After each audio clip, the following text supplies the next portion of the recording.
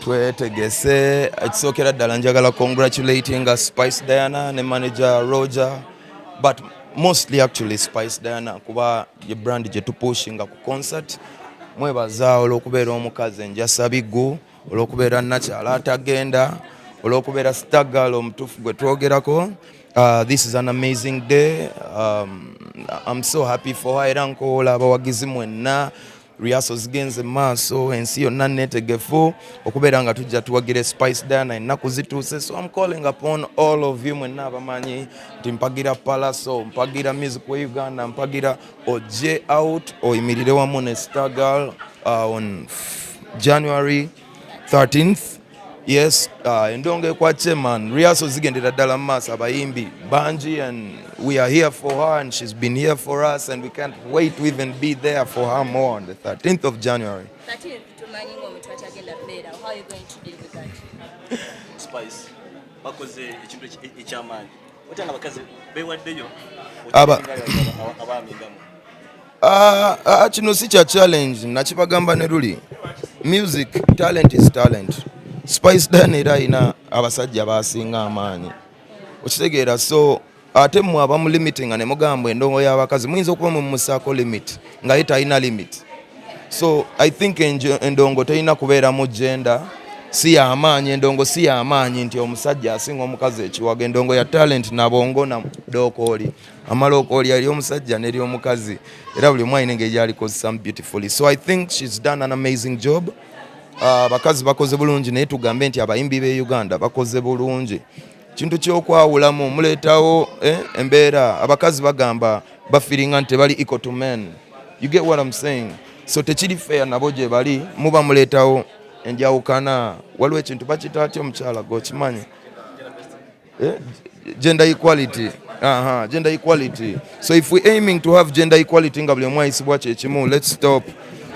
Kano si kapiira nti kali physical. Music is more talent and practical ne ddoboozi lyo ne art wo, ne buli omu alina art we. Kivola n'omwana omuto asobola okuba omuntu omukulu endongo. So this is not about age, gender, it's about Spice being Spice and making this great day possible. Ate nga naffe tugenda kubayo tumuwagire. Yeah man.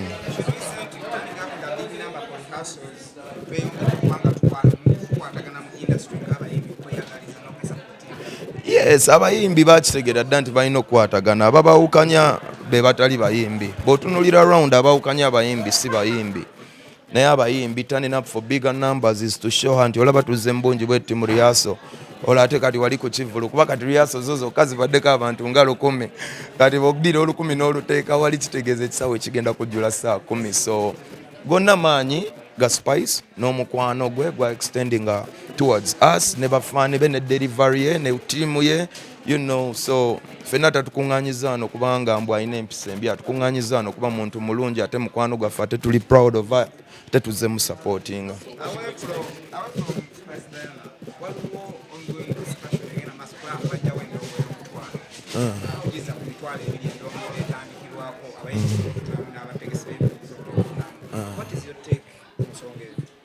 Ogw'omulimu gwabwe abaagala ogijjawo eba baagissaawo oba bakola kyeyo department office yaabwe baalwa nawo dda kubanga brands zaffe bw'otunuulira oba simanyi, but ekyo department yaabwe nze simanyi nnyo okwogera ku bitali mu department yange, siri muntu wa bigambo nnyo, but ekyo ogw'omulimu gwabwe si gwange, mu mirimu gyange ogwo tegulimu.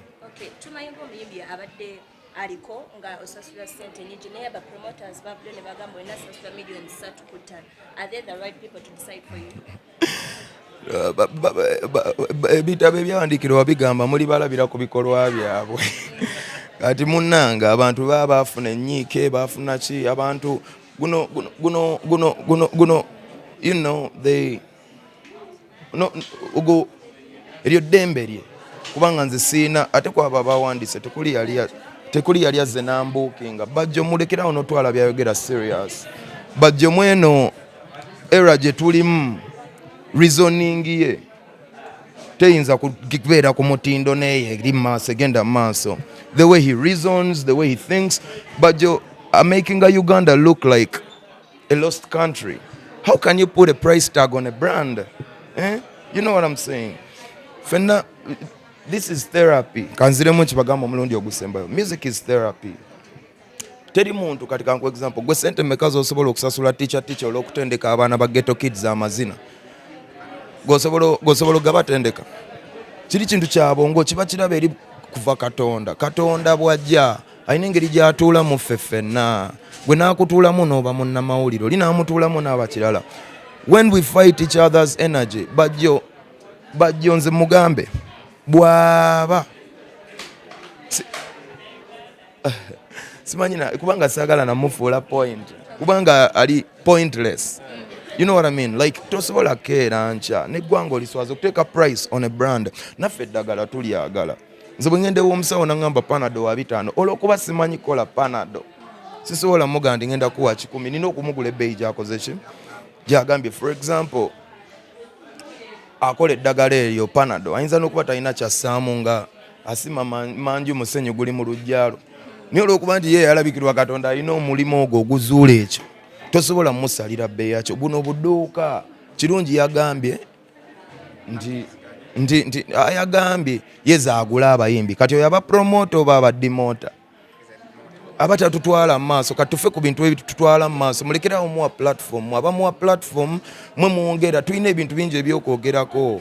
Tuli ku concert ya Spice Diana January 13th bitulina okwogerako. Tuli ku baana beetegeka kuddayo ku masomero abayimbi. We are creating new music for you the fans. Bajjo yajja abe bantu ababa bajja mu industry nga bo bajja lwa business nga teyajja lwa mukwano gwayo. Ffe twayingira mu business lwa mukwano ne tuzuula nti ate business neraba omunoonya agamba simanya Emma Serugo yamujja eyo mu kyalo eyo bayitayo bati eyo yamujja yava mukono seeta inaye ate ntegera ye tefaanana nga y'abantu b'e mukono seeta mbadde mmanyi walako okusinga kawo bw'ava yavaawo nga teyabanguka essuubi limpeddemu. Tutangazzeemu mu bufunze omuntu wagamba nti million 35 videos cost kumanya okozesa social vibes asaba ssente nnyingi ddala kitegeeza ziba tezikwata na videos ayagala kutwala. Nze sikolera video guno mulimu muve munemu kutunuulira video mukutunuulira kino temulingiza balekerawo okulingiza mu bitabakwatako. Nze tunuulira atu wange eka gwe nkuwadde. You can't buy that. If you could buy it you could be me today. You see what I'm saying? But even nange I worked for it, I've competed for it, I've sacrificed for it. Even the sacrifices I make, don't just look at my investment capital. Look at the sacrifices I've made, the damages. Abamu, this job, you don't know how much time we spend in studio. I'm talking about time because time is money. Sagala tunulire video ane office ndala ya Sasha. Videos zao kananga buli omwa kubanga boze, you know. But I'm talking about time. Tell them to value our time. They be sleeping as we working. We spend sleepless nights in studios. We spend too many finances. We sacrifice time with our families. We sacrifice teenage into okuvamu hit song. Nejia. You know, bweba nyangu jitume bebe kulu encha. Ajirete. No, sigama nti tasobola jikuba. Netasobola jireta ncha. Ontegera kyegamba. I'm not saying no. Mwenzo kuba mumfunye bubi. Sigama tasobola kola ki? Jikuba. No.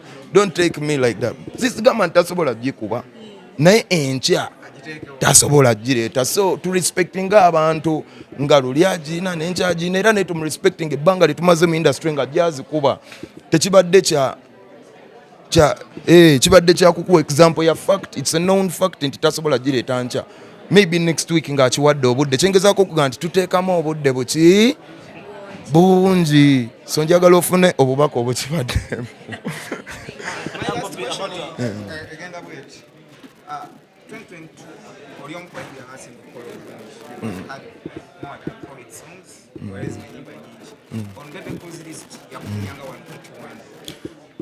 No, ekibuuzo kiri bwe kiti nze sisobola mukayanya n'ekibuuzo kye nnina ndyoke muddemu wakati mba nzizeemu bye simanyi. Njagala asooka abannyonnyole eyo lisiti yiye emunyumira ye ng'omuntu oba yatubuulidde ekimunyumidde ng'omuntu oba aba atubuulira ebinyumidde eggwanga lyonna. Kuba ebinyumidde eggwanga lyonna ayinza okuba tabimanyi.